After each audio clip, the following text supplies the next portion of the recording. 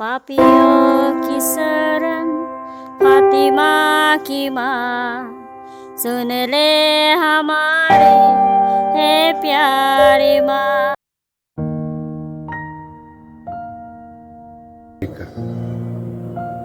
पहला पाठ राजाओं का पहला ग्रंथ अध्याय 21 पद संख्याएं 17 से 29 तक। इसके बाद तिशबी एलिया को प्रभु की वाणी यह कहते हुए सुनाई पड़ी, समारिया में रहने वाले इस्राएल के राजा आहाब से मिलने जाओ। वह नाबोत की दाखबारी में है। वह उसे अपने अधिकार में करने के लिए वहां गया है। उससे कहो, प्रभु यह कहता है, क्या तुम नाबोत की हत्या करने के बाद उसकी विरासत अपने अधिकार में करने आए हो? इसके बाद उससे कहो, प्रभु यह कहता है, जहां कुत्तों ने नाबोत का रक्त चाटा, वहां वे तुम्हारा भी रक्त चाटेंगे। आहाब ने एलिया से कहा, मेरे शत्रु, क्या तुम फिर मेरे पास आ गए? उसने उत्तर दिया, मैं फिर आया हूँ, क्योंकि जो काम प्रभु की दृष्टि में बुरा है, तुमने वही करने का निश्चय किया है। इसलिए मैं तुम पर विपत्ति ढाऊंगा और तुम्हें मिटा दूंगा। आहाब के घराने में जितने पुरुष हैं, मैं इस्राएल में से उन सब का अस्तित्व समाप्त कर दूंगा, चाहे वे दास हो चाहे स्वतंत्र। मैंने नबाट के पुत्र यरोबआम के घराने और अहिया के पुत्र बाशा के घराने के साथ जो किया है, वही तुम्हारे घराने के साथ करूंगा, क्योंकि तुमने मेरा क्रोध भड़काया और इस्राएल से पाप कराया है। इजेबेल के विषय में प्रभु यह कहता है, इज़राइल की चार दीवारी के पास कुत्ते इजेबेल को खाएंगे।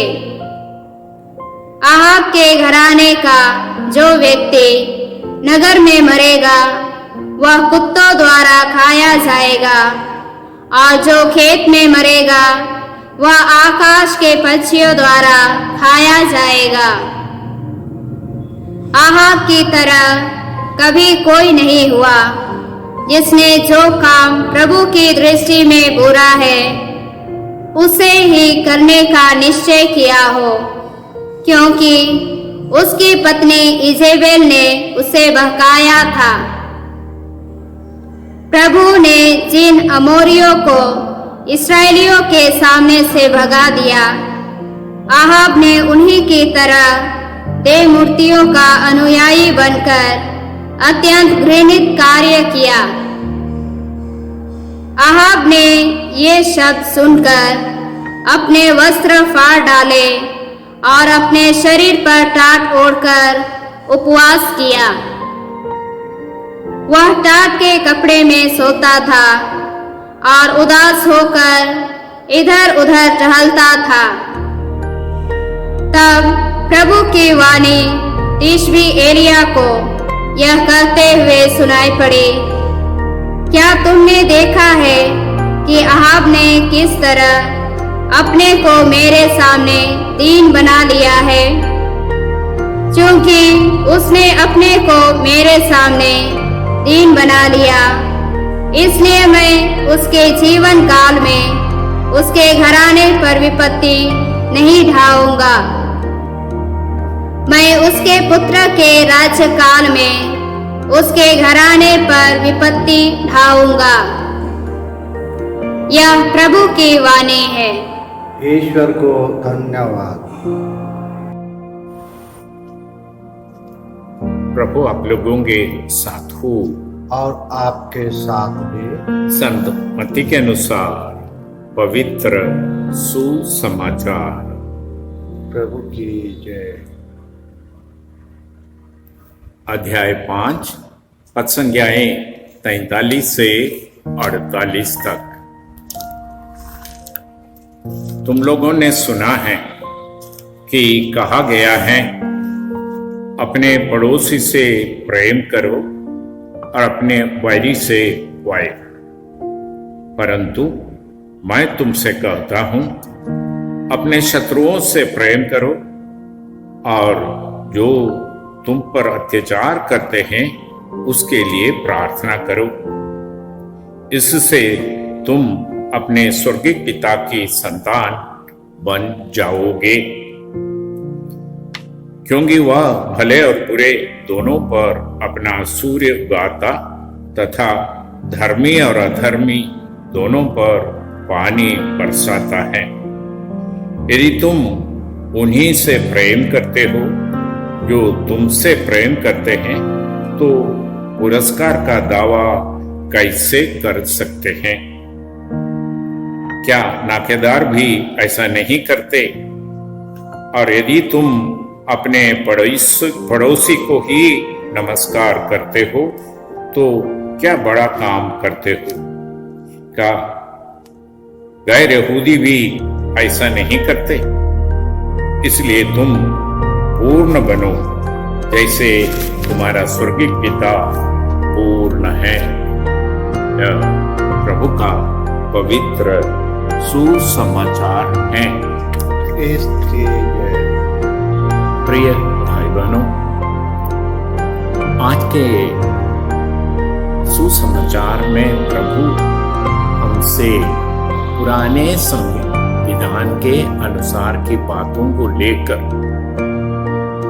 नए विधान में यीशु के आगमन के द्वारा जो बातें बदल गई उसी को समझाते हुए कहते हैं। संहिता में कहा गया था, अपने पड़ोसी से प्यार करो, अपने वैरी से वैर। पर यीशु कहते हैं, मैं तुमसे कहता हूं, अपने पड़ोसियों से प्यार करो और अपने वैरियों के लिए प्रार्थना करो। हम जानते हैं क्रिस्तीय समुदाय एक रीति रिवाज नहीं, एक पूजन पद्धति नहीं, एक चढ़ावा नहीं, एक आचरण के बारे में नहीं, परंतु एक रिश्ता है, पिता और पुत्र की रिश्ता। हम पुत्र होने के कारण पिता के जैसे बनने के लिए प्रभु यीशु हमें बताते हैं। हमारे आचरण में, हमारे विचार में, हमारे व्यवहार में हम पिता के जैसे बने। इसलिए प्रभु यीशु उदाहरण देकर कहते हैं, जैसे पिता धर्मी और विधर्मी दोनों पर सूर्य उगाते हैं और पानी बरसाते हैं, वैसे ही हम भी बने, पिता के जैसे बने। न केवल अपने पड़ोसियों से प्यार करने, परंतु प्रभु हमसे कहते हैं हम अपने वैरियों के लिए प्रार्थना करें। प्रार्थना करें कि वे पिता के ये प्रेम को समझ पाए। ये हमें से हरेक के लिए एक बुलावा है। हमसे कहते हैं कि हम प्रभु के जैसे बने। इसलिए कहते हैं, अगर तुम अपने पड़ोसियों को केवल प्यार करते हो तो पुरस्कार का क्या दावा है? गैर यहूदी भी ऐसे ही करते, नाकेदार भी ऐसे करते। परंतु अगर तुम पिता के जैसे धर्मी बने, तो पिता के जैसे हम पर अत्याचार करने वाले, हमें पीड़ित करने वाले, हमें प्रताड़ित करने वाले लोगों की भलाई खोजे। हम जानते हैं प्रभु यीशु एक शिक्षा केवल अपने वचनों से नहीं दिया है। वह क्रूस पर मरते समय उनको जो बदनाम कर रहे थे, उनको जो उनकी निंदा जो कर रहे थे उनके लिए पिता से प्रार्थना करते हुए कहते हैं, हे पिता इन्हें क्षमा कर, क्योंकि ये नहीं जानते कि ये क्या कर रहे हैं। अंतिम शिक्षा, अपने आचरण के द्वारा हम उन्हें प्रताड़ित करने, निंदा करने वाले लोगों के लिए प्रभु प्रार्थना करते हुए हमें सिखाते हैं और हर क्रिस्तीय से कहते हैं, तुम मेरे जैसे प्यार करो, मैंने जैसे तुम्हें प्यार किया है वैसे तुम भी एक दूसरे को प्यार करो। ये है सच्ची धार्मिकता। कुछ रिवाजें निभाना, बिंदियां बोलना, प्रार्थना करना ये केवल सहायक, परंतु यदि हम पिता के जैसे बनते तो हम सचमुच पिता के संतान बन जाते हैं। प्रवक्ता ग्रंथ में एक दूसरी बात हमें याद दिलाते हैं, यदि तुम मेरे मनुष्य होकर अपने वैरियों से वैर करते, उनसे शत्रुता बनाए रखते हैं, उनके प्रति और घृणा बनाए रखते हैं, तो तुम्हारे पापों के लिए कौन प्रार्थना करेगा। यह हम जानते हैं, इसलिए प्रभु हमसे आग्रह कर रहा है, हम प्रभु के जैसे बन करके अपने विरोधियों के लिए, हमें कष्ट पहुंचाने वाले लोगों के लिए हम प्रार्थना करें, उनको प्यार करें। प्रभु कहते हैं, उदाहरण देकर, पिता का उदाहरण देकर, पिता जैसे अधर्मी और धर्मी दोनों पर सूर्य उगाते हैं और पानी बरसाते हैं, हम भी भले कार्यों के द्वारा पिता के जैसे बने, प्रेममय बने, और यही क्रिस्तीय बुलावा है। क्रिस्त का अनुकरण करने के लिए प्रभु हमसे कहते हैं, प्रतिदिन तुम अपना क्रूस उठाकर मेरे पीछे हो ले। यह क्रूस उठाने का अर्थ है कि हमारे जीवन में हमें प्रताड़ित करने वाले, हमें कष्ट पहुंचाने वाले लोगों को हम प्यार करें। कभी कभी हमें कठिन लग सकता है, मुश्किल लग सकती है, और क्रूस ढोना सहज नहीं है, परंतु अपने प्रतिदिन का क्रूस उठाकर पिता के जैसे बनने के लिए अपने पड़ोसियों को क्षमा देते हुए, उनकी भलाई खोजने, उनकी अच्छाई के लिए प्रार्थना करने के लिए आज प्रभु सिखाते हैं। इसलिए भाई बहनों, प्रभु यीशु का अनुकरण करना उनके जैसे बनने की बात है। उनके जैसे बनने पर हम पिता के संतान बन जाते हैं। इसलिए आज हम प्रार्थना करें कि प्रभु अपने वचनों के द्वारा जो शिक्षा हमें दी है, वो शिक्षा के अनुसार हम जीवन बिताना सीख पाए, हम उनसे जुड़े, दाखलता से जुड़कर हम डाली बनकर अधिक फल उत्पन्न करें।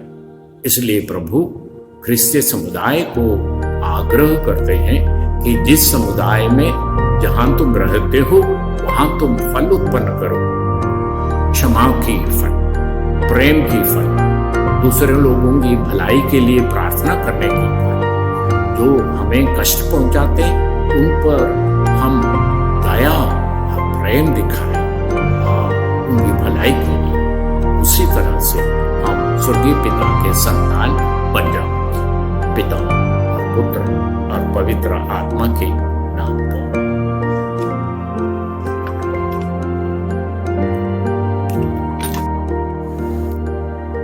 क्रिस्त में प्रिय भाई और बहनों, 13 मई 2020 से हम लोग यहाँ से मीसा के दैनिक पाठ और उन पर छोटा सा मनन चिंतन प्रस्तुत करते आ रहे।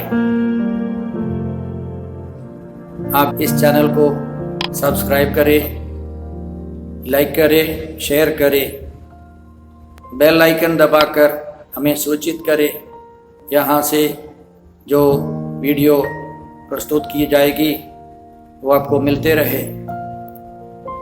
प्रभु आपको 100 गुनी आशीष दी। जय यीशु।